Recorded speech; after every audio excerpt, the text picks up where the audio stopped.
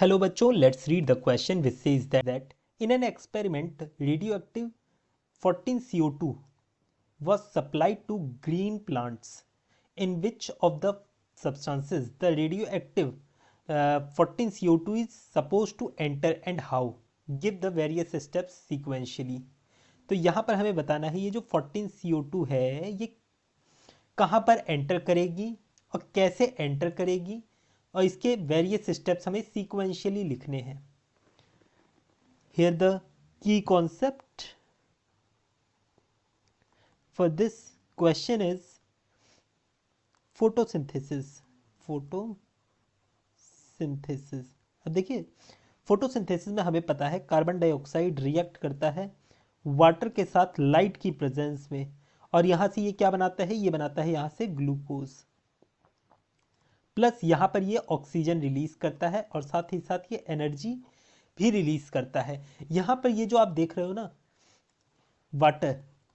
Water से आता है क्या चीज, ऑक्सीजन, और वहीं पर ही ये जो कार्बन डाइऑक्साइड है ये क्या बनाता है, ये बनाता है ग्लूकोज. तो ये जो अगर आप 14CO2 ले लेते हो, ये 14CO2 ले लेते हो ना, तो ये आप लोगों को ग्लूकोज में देखने को मिलेगी. अब ये हम एक्सपेरिमेंटली कैसे दिखा सकते हैं, ये हम दिखा सकते हैं with the help of C3 cycle. C3 cycle जो कि केल्विन ने शो करके भी दिखाया था.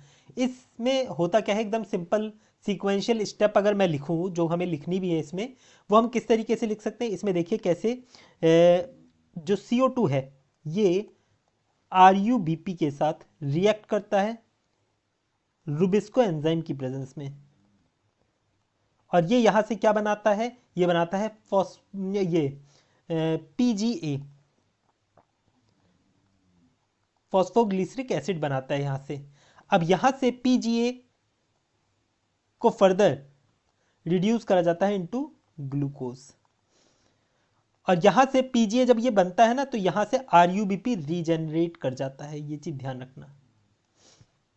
तो यहां से हम बता सकते हैं ये जो ग्लूकोज आ रहा है वो कहां से आ रहा है, इस CO2 से आ रहा है.